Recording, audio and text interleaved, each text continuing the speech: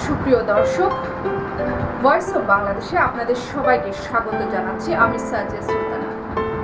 আজ আমি প্রতিবাদ জানাতে এসেছি ভারতের স্বরাষ্ট্রমন্ত্রী অমিত শাহ এর বক্তব্যের তীব্র নিন্দা জানাই। তার ন্যারেটিভস অবশ্যই চেঞ্জ করতে হবে।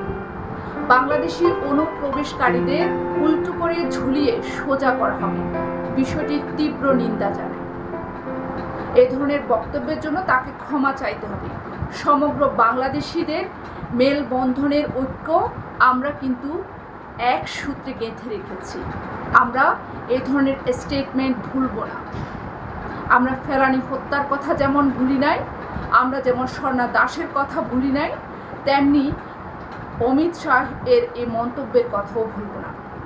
তাদেরকে এই ন্যারেটিভস চেঞ্জ করতেই হবে এবং তাদের এটাও মনে রাখতে হবে বাংলাদেশে তাদের রপ্তানির বৃহৎ বাজার রয়েছে।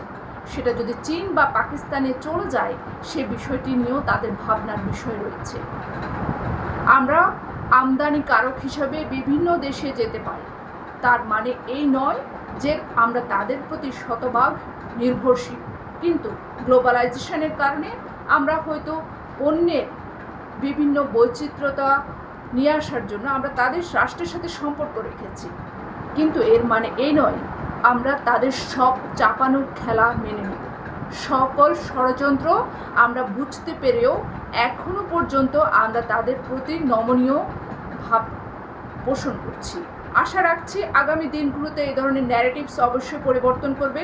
সকল কূটনীতিবিদ, সকল ভারতীয় নাগরিক এবং ভারতের গুরুত্বপূর্ণ রাজনীতিবিদদের এ বিষয়গুলোতে আবশ্যিকভাবে তাদের স্টেটমেন্টগুলো চেঞ্জ করতে হবে এবং ক্ষমা চাইতে হবে বাংলাদেশের কাছে।